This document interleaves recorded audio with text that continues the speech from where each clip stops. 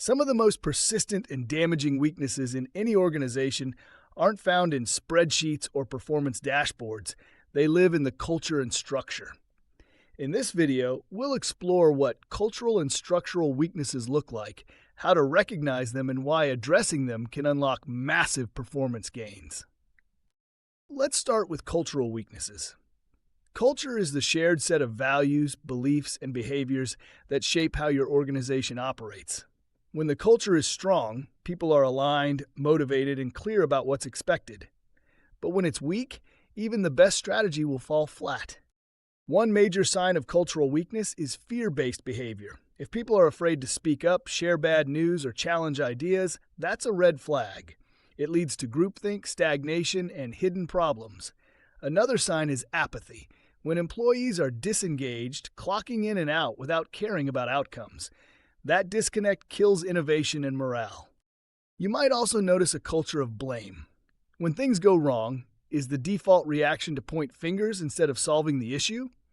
Or maybe the organization is overly political, where influence matters more than ideas.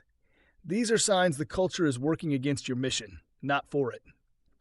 On the structural side, weaknesses often show up in how people and processes are organized.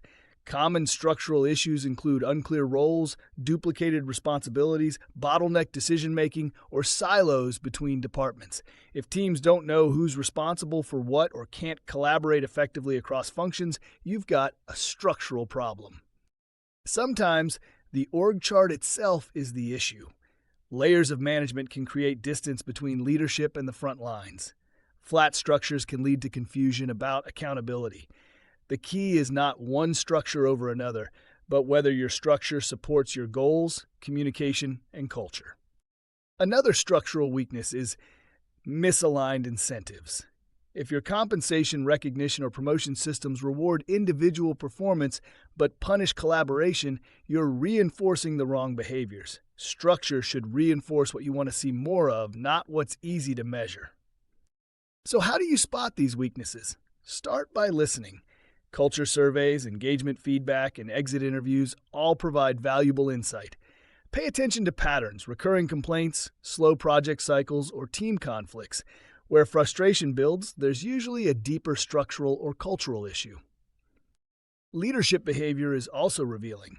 What leaders tolerate or ignore sets the tone. If leaders model transparency, inclusion, and learning, the culture tends to follow. If they micromanage, avoid feedback, or favor loyalty over results, those traits ripple through the organization. It's also helpful to look at your organizational rituals.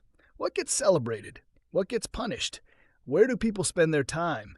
These day-to-day signals shape what people believe the company truly values, regardless of what's on the mission statement. Fixing cultural and structural weaknesses isn't fast, but it's worth it.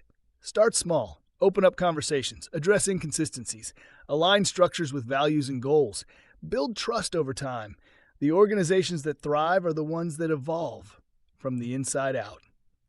In the next video, we'll talk about how weaknesses can become opportunities for transformation. But first, remember, culture and structure either accelerate your vision or block it. Spot the cracks, and you'll start to see what's truly possible.